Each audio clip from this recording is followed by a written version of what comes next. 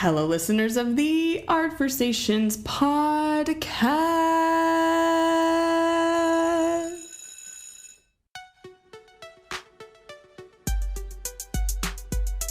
Hi. My name is. Hi. My name. Hi. My name is Broadway Classic. Let's hear it.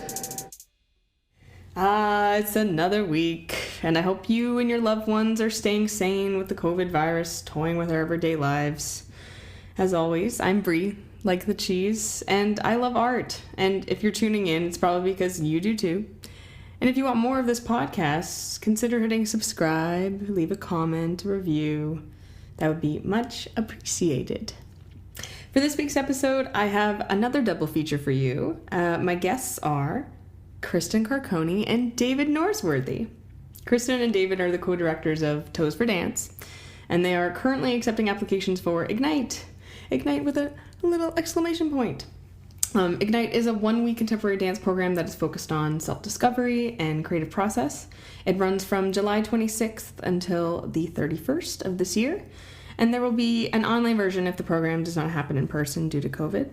So if you are a dancer or choreographer from the ages of 15 plus, check out their website, toesfordance.ca/ignite, and continue to listen to this episode because we talk all about it. Please enjoy. You gotta be pretty accurate. There's not a lot of space for error there. I did topple once, and I have a nice bruise on my leg. Oh no.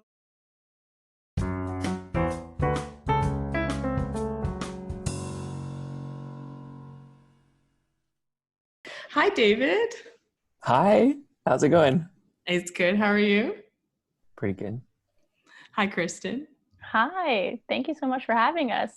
My absolute pleasure. It's really a full circle moment for me to be able to chat with you guys because so much of my life has been like learning and talking, or you guys talking to me and teaching me. So I appreciate you making time to sit down and talk with me, of course. And I hope you're all doing well and staying sane as much as you can. Cabin fever is kicking in, but we're grateful for our health, and we're making it work. Yeah. Do you feel like a sense of like you really do have to turn on self-care and like take care of yourselves and the people that you love and the people that are close to you? I can't tell whether it's heightened now because of the situation or whether I just have time to pay attention to it now. And so I'm realizing how much it was lacking before. It's probably a combination of those two things. Yeah, David and I were actually speaking earlier in the week about this idea of having a schedule and having space and time in a way that we aren't used to. I think we're two people that usually jam pack our schedules and don't leave a lot of space for self-care. So I think with some of these scheduled events kind of off of our plate, it's making us a bit more aware of like, oh wow, we really don't carve out a lot of time for for self-care. So yeah, I think it's definitely a combination of having more time and then the situation. So I definitely relate to that. Like not scheduling enough time to go to like the bathroom or do laundry or, like simple tasks that we all need to do as humans that just don't. I wonder if it is just because artists are so like dedicated and so aware of what they need to be doing or who they're with. I don't know. It's this weird thing. Our bodies are always giving us information, right? Our bodies are always giving us clues and as to what our bodies need. And it becomes a question of how much we can listen to that, like how much capacity we have for those needs and desires to be met, which actually take time to pursue. And there's so much distraction or noise that kind of clouds our ability to listen to those signals as they come up that that it's only when there's a kind of openness or a kind of quietness that you can actually really clearly interpret. Mm-hmm. Do you feel like you guys have had a little bit more time to also like take in inspiration, like watching Netflix or reading books or like from other outside sources? It's so interesting that you say that, because I found like as soon as we went into the shelter in place mode and social distancing, um, I was so grateful for all of the individuals sharing classes online and all of these webinars. And I was, instead of outputting, which I actually usually enjoy doing, I enjoy teaching and making and outputting. That's something that brings me a lot of joy. But as soon as shelter in place began, I actually went into receiving mode and started just taking classes and watching films and TV shows that I just haven't had time for. And that fuel has been so exciting for me. So yeah, I definitely think that in this time I've been inputting so much information. I've been taking webinars once a week and handstand courses and guitar lessons.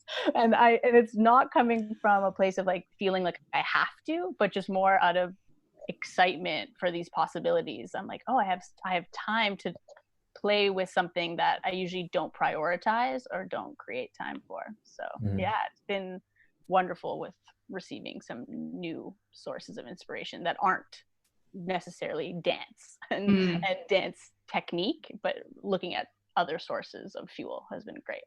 Handstand courses. That sounds awesome. And in my very, very tiny apartment, it's also hysterical. I guess it's like kicking up against a wall or, yeah.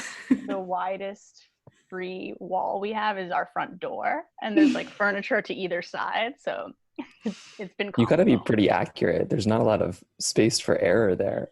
I did topple once and I have a nice bruise on my leg. Oh no. It's fine. But learning new things, always exciting.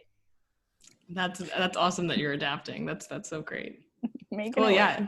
Anything for you, David? Like new inspirations or feelings like you can actually take in what the world is creating right now? Yes and no. I think that when the pandemic first hit, I was so oversaturated and overtired that and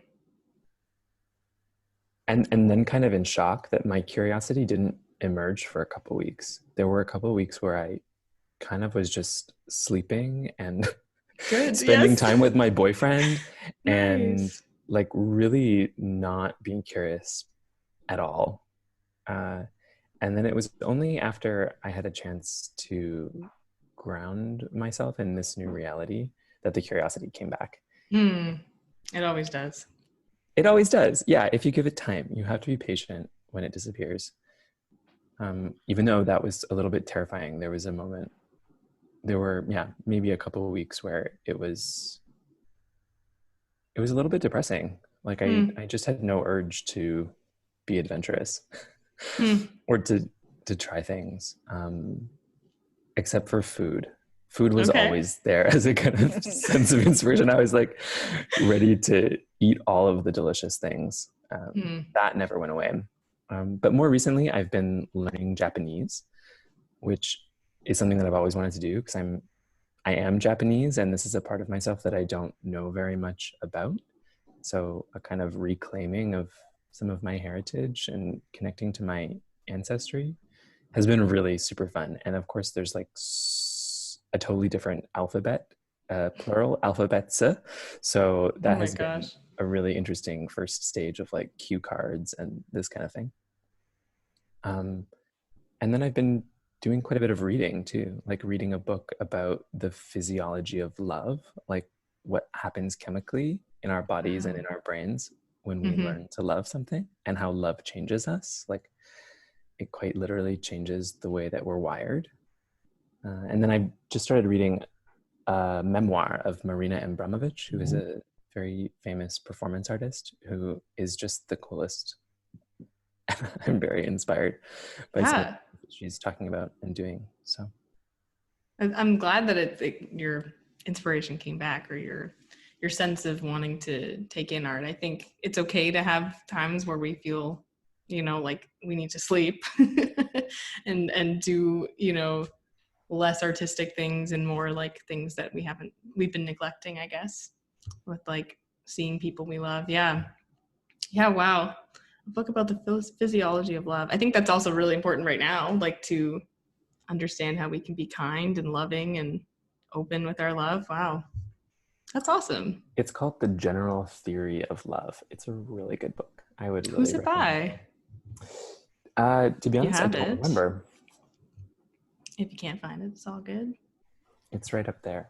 I'm It's just curious. It talks a lot about attachment theory, and it's by Thomas Lewis, Fari Amini, and Richard Lannon.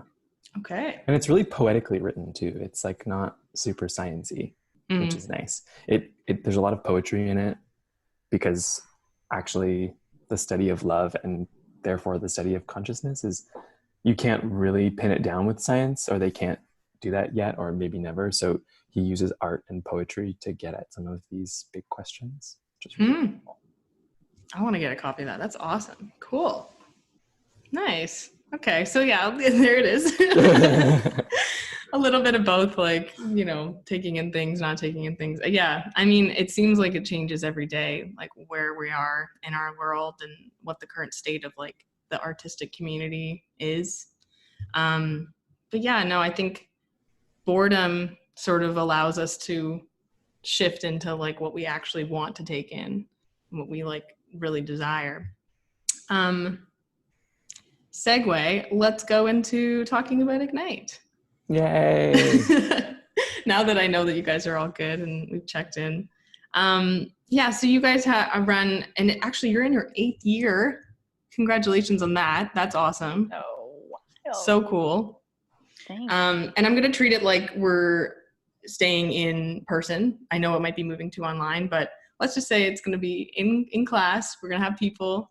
It's going to be at CCGT. Fingers, hoping for safety and that it being a possibility. Yeah. Yes, of course, making sure people are safe. Yeah. And I think my first, because it's changed since I've been there. I think I was there in 2014 was my first time. But I wanted to know like how you guys set up a safe and brave space. How do you go about like designing that and figuring that out for people who want to be a part of it? I think that's something that is always a conversation in the moment too. It's what safety and bravery looks like and feels like always depends on the group of artists that we're working with in that time. And I think part of what makes Ignite so special is that constant exchange. So even though David and I, when we facilitate, we always have a game plan and a structure and a lesson plan, but we will deviate from that and go sideways and make modifications on the fly to honor what is needed and what is coming up as the course unfolds. So I think that idea of what safety and bravery looks like is really dependent on the vulnerability of all participants and all of the facilitators. And so I think it's a bit of a hard question to answer because of that. It's always evolving day to day. I will say that a huge component of what we do is trying to honor all different learning styles and all different communication styles. So I think that's part of what makes me feel safe in that is like, we're not always doing like big group conversations. Sometimes it's independent journaling. So you can reflect on your own privately, which might make you feel a bit more safe. And then it could be a like one-to-one conversation or small groups. So we try to honor many different forms of communication and support in hoping to kind of allow that bravery or safety to emerge. And so you'll notice where some people really thrive in the big group discussions where others might enjoy the independent time, but we try to make space in the program for all of those options. And I also think it's the same thing with like learning. Like some people receive audio and some people are really kinetic and some people are more visual. So we try to also include ways of learning and sharing and in any exchange through all of those like types of receiving and giving. So I think that's a part of the foundation of safety, safe space, brave space. Mm-hmm. Because if I'm like a 15-year-old like young artist, I'm maybe this is even a beginning of my career or my training. Like if I'm not feeling like I can take risks, then it seems like nothing will happen. It won't feel valuable. I think definitely when I was there, it felt like there was a sense that like my role as one of the participants is valuable just because I showed up, right? Mm. Yeah, there's a lot of conversation in training programs about this idea of unlearning to then continue your learning. Like you have to empty the cup before you fill it up again, kind of. And I don't think that that is our approach in a way. Instead, we are really interested in honoring the inherent value of the experiences, the unique experiences and backgrounds that each of the participants bring to the program. And we use that as a starting point, as a launching pad for going into what comes next. And what comes next is the questions and the curiosities, a pursuit of those questions and curiosities that come from the participants. So we often say that the participants are not coming as dancers or as choreographers, so to speak. They're coming as their own personal vision keepers for an artistic, creative life that they want to lead.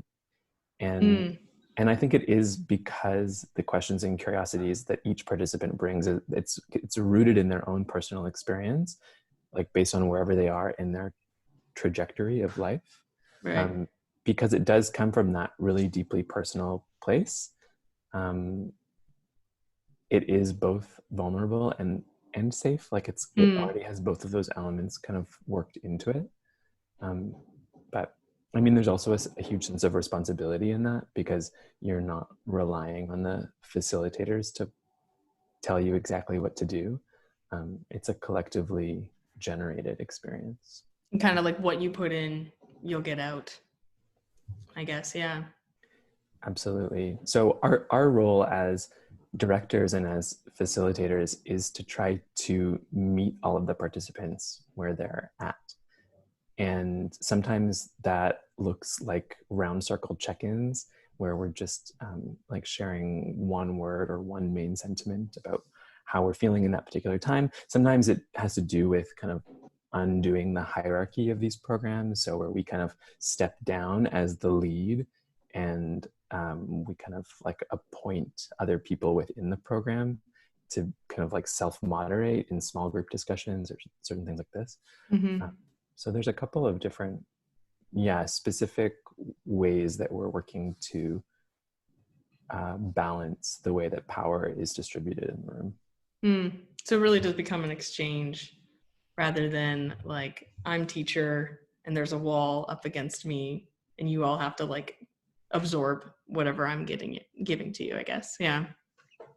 That's so nice. Like that's so freeing. Like you said, it is vulnerable, I guess, in some ways. And if people are hesitant to step up to the plate. But I think there also could be like opportunities for like such liberty.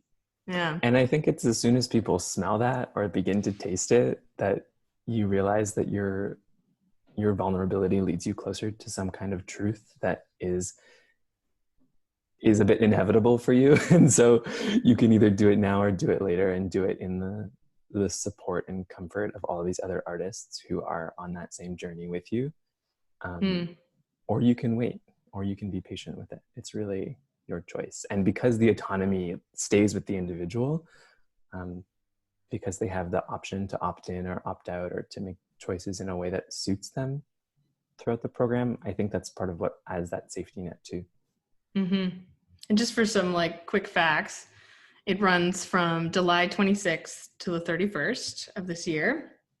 And it's classes, it's a full day. Like I was checking out the schedule, it's like 11 to 9. Like truly you're going to get, a lot in one day and especially in 6 days.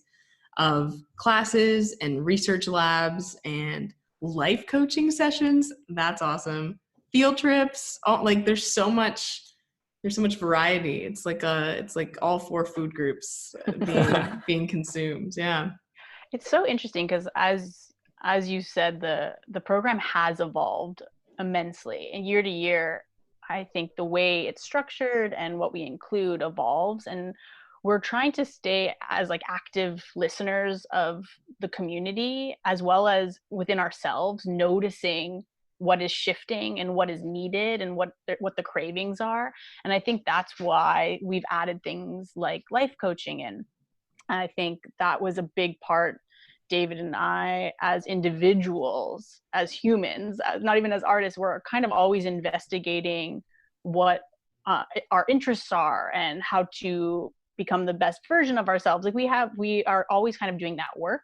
And so we realize that it does help us understand who we are as artists, but it also helps us like figure out how we want to be in the world as a human. And they're not different things. They're actually all the same thing.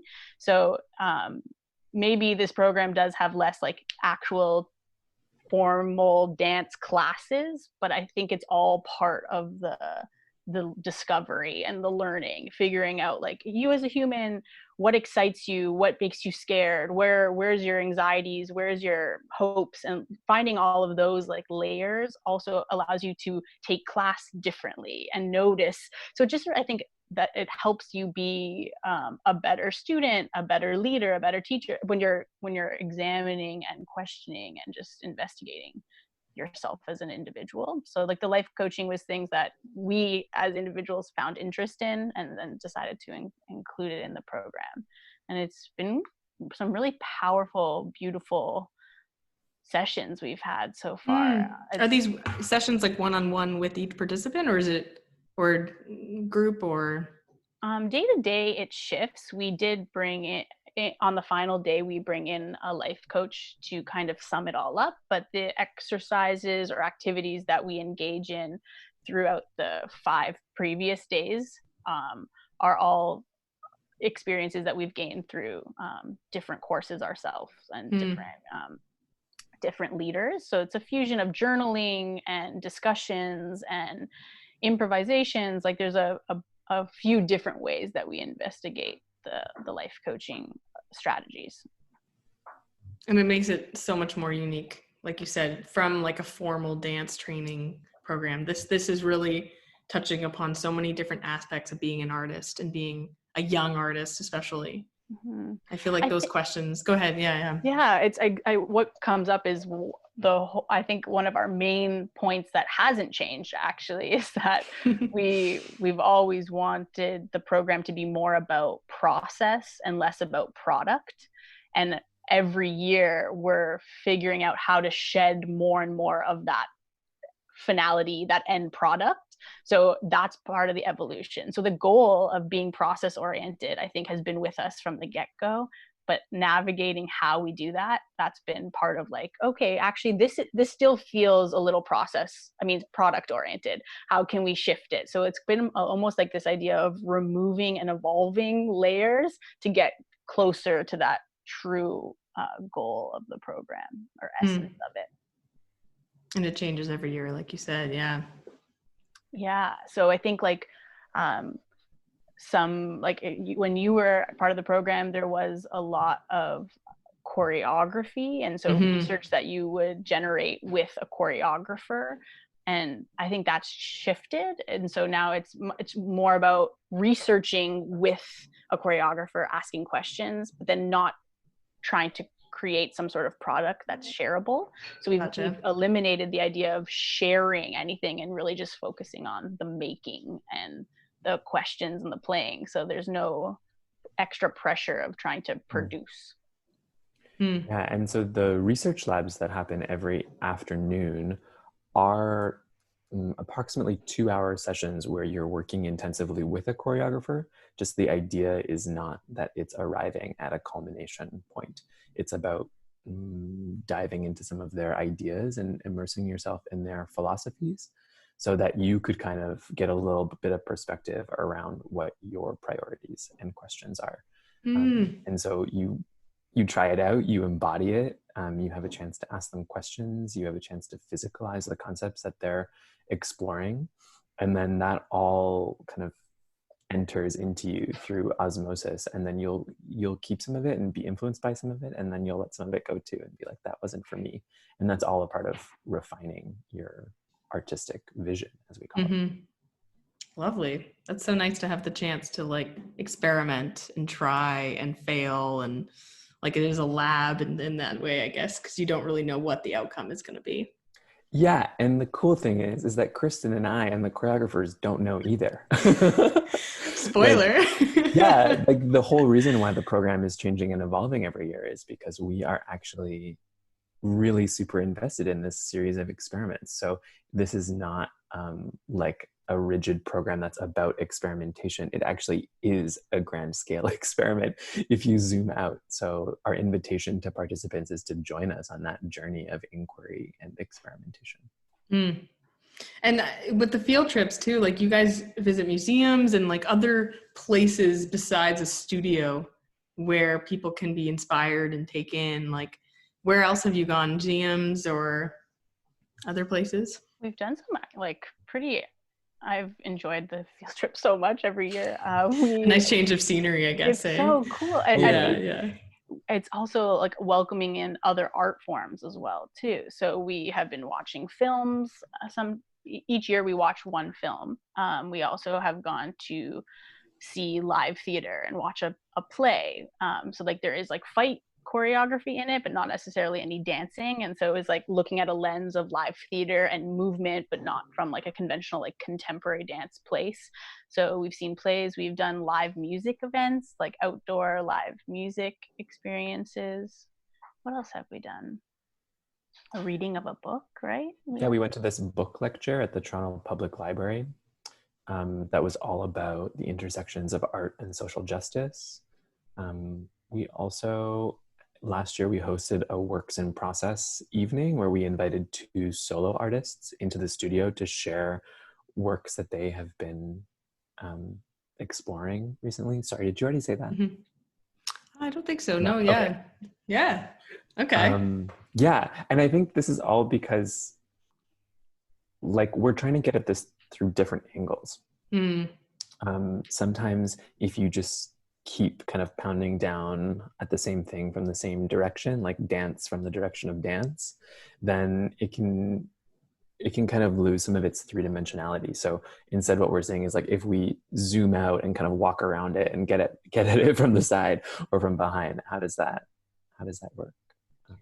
I also think part of that is like I think earlier dance was always like the goal of becoming a dancer was to be in a dance company, or like it was like, are you choosing concert dance or commercial dance or Broadway? Like there was all these like sort of expectations, and we're interested in creating artists that use all of the things that bring them joy and curiosity. And I think welcoming that in, being like, I don't know where this is going to take me, but if I love singing lessons and I love watching fight choreography and I love live music, like how is that going to inform me as an artist and what my career will evolve into? We all don't have any idea in the moment, but it's just honoring those intuitive pulls. Like, oh, I'm super interested when I went to the visual, watching the visual artist, or how, and then later it can inform you. Maybe it is still in the dance realm, maybe it evolves into performance art, or so I think just not judging what our interests are. And I think the program allows you to taste a bunch of different things and be like, oh, this excited me. I didn't know it was going to excite me. And what's it going to do in the future? I'm not sure, but I have it under my belt as something that brings me joy and fuels me. And so I think that's what also we're trying to work on, is not like cookie cutter, trying to create a cookie cutter dancer in like a specific style or form of dance, but really just welcoming multiple sources of inspiration. Yeah. And I think we've evolved too, like since we started the program too, like looking at experimental art or site specific art or immersive or dance theater. Like I think we as individuals through this program too have like Look at evolved that. what our curiosities are. So it's Absolutely. cool just to just allow yourself, give yourself permission to evolve. Give Yeah. yourself permission to Because I evolve. guess so many like participants are coming from different backgrounds and with different interests, like singing or other forms of art that aren't dance and ballet and jazz and whatever. So yeah, so you give that opportunity for them to just try and have fun with so many different places, so many different art forms. I love that. I had a friend while I was going to school at Juilliard. His name was Kyle, and he was a trumpet player, but he would Wow. never go to class. Like he would never show up to his music classes. And the only reason why we knew this is because he was always in the dance hallway. And Okay. one day it came up in conversation, like, look, why are you always here? Kind of. And his response was brilliant. He was like, I can't become a better trumpet player by just continuing to play the trumpet. Wow. What a statement. Wow. Yeah. And because so he would like watch dance classes. He would like peek his head into theater rehearsals. It was just like he was always just trying to do other things to add to his archive of experience, so that like when he was playing the trumpet, it was actually in some kind of a context. It wasn't in a vacuum of only being like about trumpet.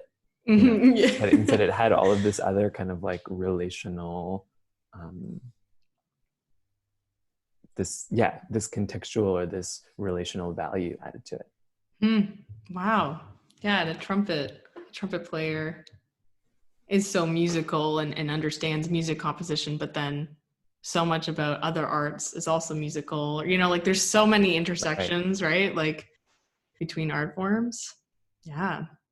I love this thing that you said, Kristen, about like removing our judgment around like whether we think it will be useful or not. Like we don't actually know what's going to be useful to us. So it's there. You know, like it's, yeah. Yeah. Have you read the book Big Magic? No, I haven't. Yes. So many books I'm learning. This is great. I actually like had, my friend gave it to me like a year ago and I never created time to read it. And I finally, during this period of time, found the time to read it. Amazing. And it has brought me so much joy. But Big Magic, she speaks about creative living. And she's like, it doesn't mean that you are going to, like, everyone should become an artist. That's not what creative living is about. It's just allowing your creative impulses to be honored and unapologetically. And so she was saying, like, in our society, it's like, she uses an example of one of her friends was like a figure skater, and like her art and her joy growing up was figure skating. And then in quotation, she says when she wasn't good enough and didn't make it to pro, she just dropped, society tells you just to drop figure skating. But it was her outlet. It was her creative outlet and play and physicality. So many dancers go through that. Yeah. Yeah. Mm-hmm. And so then the author's friend was like, at 40, she was like, I'm going to pick up figure skating again. Like, and I'm just going to do it 3 times a week because it brings me joy. And she said it actually made her more present at work because like she was able to be in her body in the mornings before going into the office. And so allowing her to thrive. Right. So it's like, did she become a professional figure skater? No, but like using it to increase her focus and her presence and her like creative self energetically. And I like love that. So when reading it, I was like, that's the truth. Just like what noticing and paying attention to what sparks joy in you and just engaging in it for the pure satisfaction of doing so, instead of being like, oh, I'm not going to waste my time on that because it's not going to further my career, because you have no idea if that's how it's going to impact you. And so yeah, I think honoring that intuitive pull and voice is a big part of the program, which is exciting and also sometimes scary because you're like, what am I doing? Right. Okay, here we go. So yeah, I think. But with that safe and brave space that, you know, you guys garner and like offer with this program, like it does happen. I'm sure you see it in your participants or in your students, like the flick of like, oh, that's so exciting, I want more, or like, oh, I'm interested but I don't know yet. Like,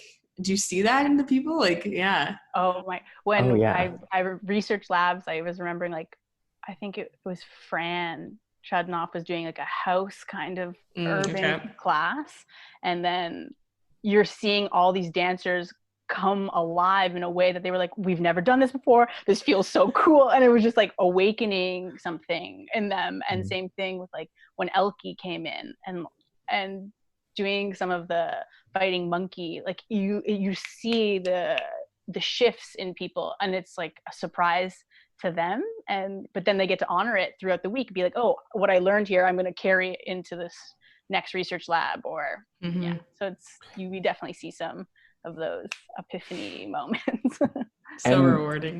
we also see a lot of moments of being overwhelmed, Oh yeah.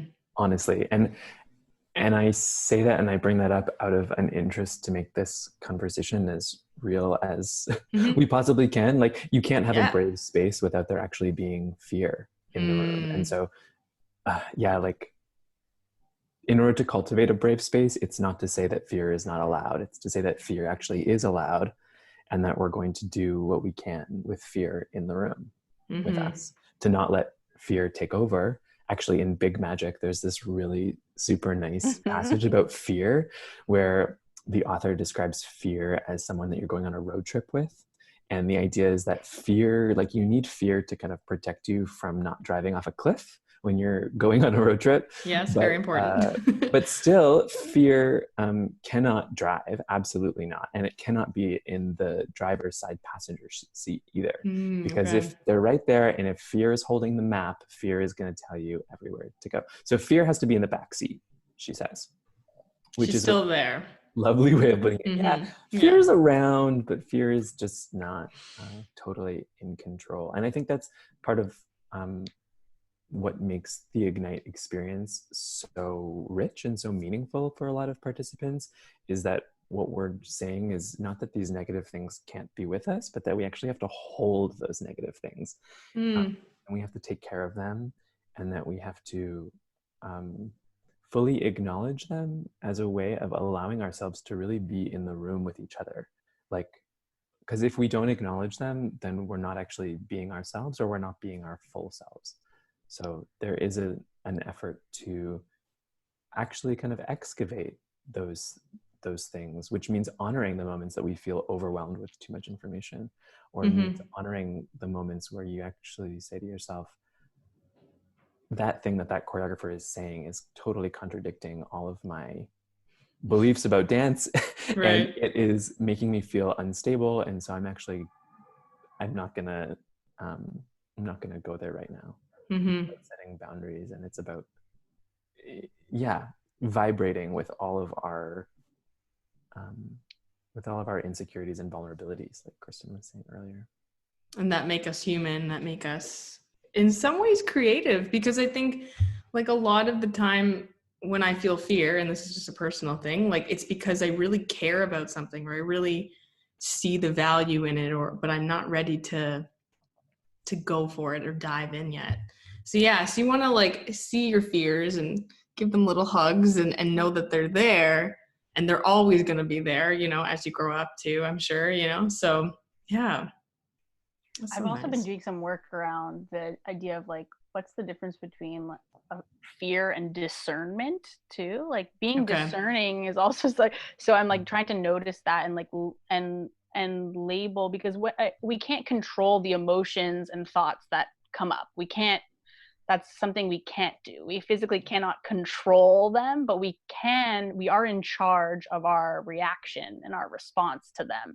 And so I think the rewiring of that is so important. So, like, as David was saying, in the dance studio, something might come up, and if you can be aware and notice, like, oh, this is triggering my maybe fear of dancing alone, or my fear of doing it wrong, or something. If you can notice that and then say, okay, is it real? Am I in danger? Yes or no? Like controlling your reaction or response to the thing, but it requires awareness. And I think that's a big part of Ignite is we spend a lot of time in reflection, and that it's in order to help us cultivate awareness, which produces change. Without awareness, then there's no conscious changing happening at all. And so, yeah, I think that's a big piece of how we Snaps for that. Yeah. yeah. Yeah, I think what is it about journaling and reflecting that you find like so helpful?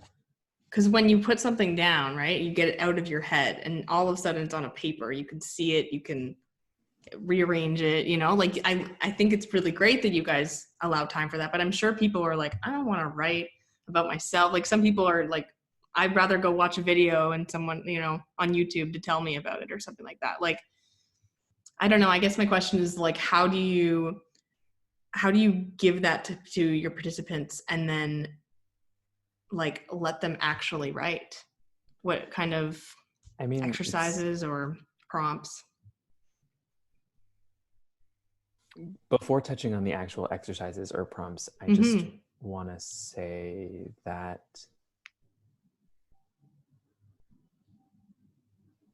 when our bodies figure something out, and by our bodies, I mean our brains, anything like that is a part of us, when we're put inside an experience and our body figures something out, it starts out as a sensation. Like it starts out as like your stomach kind of getting warm because you're like getting excited, or it starts because like you feel like there's like a little bit of sweat on the back of your neck, or it starts because you your eyes are like super wide and there's this like sensation of taking in a lot of light. Like it doesn't actually start with a thought. So I think what journaling and reflection does is it asks you to begin to interpret these sensations. And by doing that, because words are a kind of formal structure that's codified that we all share, what we then begin to do is we begin to take all of this information that's within us and we begin to put it into a kind of translatable language that helps us kind of narrow down or like bring some specificity to what was before kind of like an ambiguous wash of sensation. So it's that act of interpreting or translating the stuff that's going on inside of you that I think is the most important. And you can do that in your head without writing it down. Absolutely. Right, yeah. But then seeing it outside of you and also being inside the collective experience of everyone doing that together, like taking these kind of and this ambiguous wash of sensation and putting it into language that we can all then share with each other is also really comforting. It's like, what's that quote that it's like something like, oh my gosh, I'm trying to remember. Like, I have it written down somewhere on my phone, but like, watch your thoughts, they become words, words become actions, actions become habits, habits become character, like that sort of. So I think it's also part of that processing. So we're like, you have to, in order to like figure out the thought, even prior to that, is that physical sensation, that intuitive hit somewhere in your body, and then interpreting it. And I think sometimes when we're unconsciously functioning, we interpret something as bad immediately or dangerous immediately. Or so that interpretation piece, I think when journaling allows you to be conscious of the interpretation of the thing that's happening. And that's a big part of healing, truly. Like as a human, is like, oh, how can I reprogram the way I've interpreted this thought or this feeling or this action, so that the interpretation and the story that we create is like part of it. So I think journaling for us is so important because of that moment to rewire something. And there's so many classes and so many opportunities during the 6 days that it's like there's too much information. Without putting it down on paper, things might get lost, misinterpreted. Do you do reflections like beginning and end of day? Like when do you do it, you know? Like there's usually some reflection at the beginning of the day where we are taking time to process the artistic experience or field trip that we had the night before. And that is usually fun. before one of the discussions. So it's a way of like, we kind of give people like a little bit of time. So they go home, they sleep, they have breakfast the next morning, and then they're kind of percolating in the experience of that film or that museum or that art gallery that we went to see. And then there are usually some specific questions that will follow the next morning. Things like what stood out to you, or things like after witnessing that exhibit, what is becoming clearer to you, or what questions do you have? And then with some of those specific questions, we'll give people some time to jot down their thoughts. And often that will take many different forms. We say, you can draw a diagram if that's better for you. You can make some kind of chart. You can write a poem. You can do jot notes. You can write a paragraph in full sentences. It's really up to you how you respond with your pen to the page. But usually there are specific initiation points that we offer. But while leaving room for people to do what they feel and to write what they feel. Yeah. Absolutely. Yeah, So I'm there's thinking, usually it's usually at the beginning of the day, and then, sorry, just to answer your question, yeah, that's all then good. revisit the reflection and the journaling within the life coaching session, which usually happens somewhere in the middle of the day. Gotcha. Okay. So they can go back. Yeah. One of the things that I always remembered, and I think, Kristen, I think you taught me this, is like stream of consciousness writing, like allowing whatever is percolating, whatever my subconscious is feeling, to just put it down and not judging it, not giving it like, not editing and going back and like scratching out things. I always found that really like helpful, especially when I'm creating, because my body and my thought process of creating is so sporadic and so like from every different direction that I need to put it down. I need to get it out. Yeah. And I think that stream of consciousness, we still use that often. I think it's a big part of most of our Toaster Dance programs. We use stream of consciousness as a tool for unediting, and that also allows it to be in process and not product focused, which as dancers we are used to. We're like used to sharing the polished presentation version, where a lot of us have that perfectionist tendency. And so I think that Ignite it's focusing on class and not performance. We're not sharing things there. And so and part of like journaling or any of our research labs is to know that it is that stream of consciousness. It's like doing it without judgment and then looking back and reflecting on it, but knowing that it's safe to do so because you don't have to share it with the public. And same thing with any of your reflections or journal notes, like there's a boundary there. So if you wish to share it, you can, and if you don't want to share it, you don't have to. And I think that's a big part of creating a safe space too. We will always acknowledge like, oh, this is something that we want you to feel comfortable like handing to a partner. So like we always are putting that boundary too of like, oh, this is for you. You can throw it out. You can keep it. You never have to look at it again. Like we always try and stay really clear, even when choreographing or physicalizing something. It's like, oh, this is an experiment that we're not going to share. This is just for you. Or we are going to do 2 groups of people. So we try and be we try and honor a bit of a boundary there to make sure you know when it's going to become something that's shared and when it's something that's private. I wanted to just quickly touch on the fact that, because it isn't in 2 streams, so it's for people, first stream is 15 to 20-year-olds, and then you have a stream that is 18 plus that is tuition free. Like, how does that feel to be able to, funded by your scholarship fund, which is awesome, the people that have donated, what does it mean for you guys to bring and to offer a program that is basically free for people who are, emerging and maybe are, a little, especially during right now, like a little bit underfinanced? What does that mean for you guys? It comes from a recognition of the gap between school and the start of a young person's career. And we know that time is full of all kinds of different challenges. Only one of them is the financial challenges that come along with that. So this is our way of helping those aspiring artists bridge that gap. And it's about recognizing that there are a whole bunch of skills that those artists can cultivate in that time, but that it would be really unfair to charge them a full tuition fee, considering the fact that that it does take a long time to build some momentum in your career to the extent where you can then pay for professional development again. So it is, as Kristen was saying earlier, about listening to the needs of the community, and it feels so good to be able to give back in that way. Yeah, I can imagine. Wow. Yeah.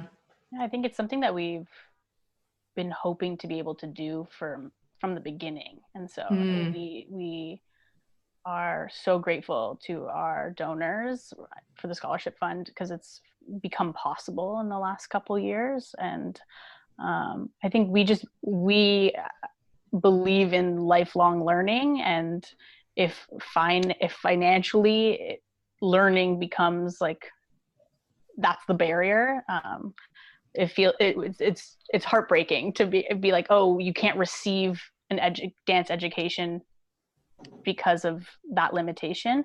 And so I think opening it up, and I think trying to create an opportunity for learning for everyone is super important to us. That sense of inclusivity, is that oneness, supporting each other, has always been important to us. So we're grateful that we're able to offer it. It kind of like opens up a lot more accessibility for people to be artists, like, you know. And I think it's you know, like I think going to a conservatory or a university requires a lot of money, and so it can support you if you are able to go to a university or a college or a conservatory. But if you also can't, you can still be working with some of those faculty members or guest artists, and it's a different way of engaging with them. So we're hoping to expose more people to all of these wonderful creatives and get that exchange going. Yeah. We should also mention that the School of Canadian Contemporary Dance Theatre has been incredibly supportive in this mission of ours to make Stream 2 a tuition-free program. And it's due to their support that we're really able to make it happen. That's awesome. Yeah, Deborah is always so open to helping the community. It's great. Yeah. Yeah, I mean, and then we have Kelly Shaw is the co-facilitator. Yes, if I'm not mistaken, right? Yeah. So you have people like her on board. Are there any other faculty announcements as of yet? Not yet. Not yet. I was hoping to get something, but that's all good. Of course, things are changing still too, and yeah. No, but like you always bring in people, your friends and people from other artist communities, and I think it really does help to have like a versatile and diverse faculty for people to look towards. Yeah. We are really excited about bringing Kelly on board this year. Kelly has been a part of the Toes for Dance family since 2012, part of the Fresh Dance Intensive family, like even earlier than that. And so we share a lot of the same ideologies around what it means to live a creative life. And she's on her own really brilliant, vulnerable journey in terms of figuring out who she is as an artist. And so I think we're both really excited to see what kinds of different exercises and questions she brings to our students this year. Absolutely. Yeah. I mean, the deadline for the applications is the 4th of July. So people should definitely go and apply.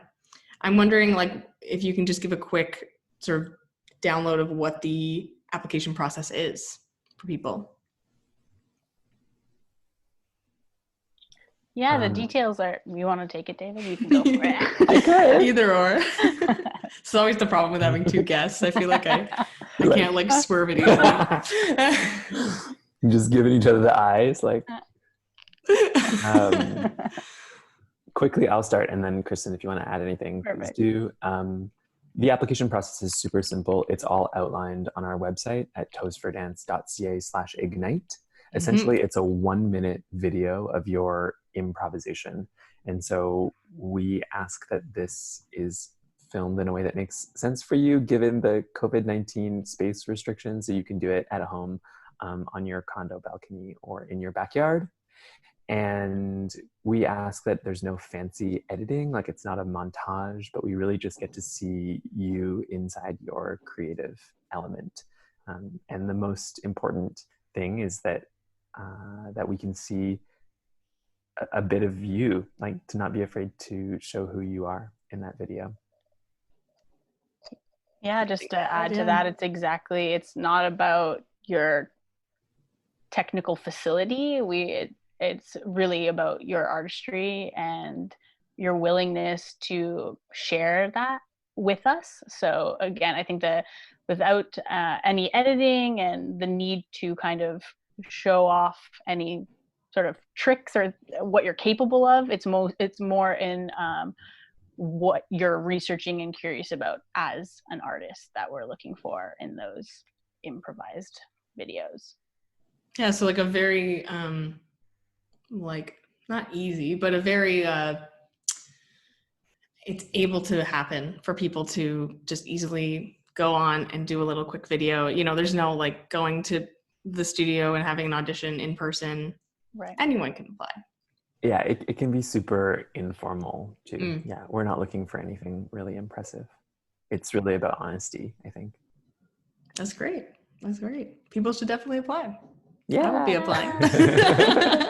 Please Totally. apply. We already have like a really exciting group of dancers joining us, like to just see some of the dancers who've applied already, from all across Canada. I think maybe a couple of people from the States, although it's currently unclear as to whether they will be able to get across the border if the program was in person. But it is a pretty phenomenal group of curious and inspiring movers so far. So people can and still just apply. Just to say that the program by June 15th, we will make a decision whether the program will be like an online virtual program or an in-person program in Toronto.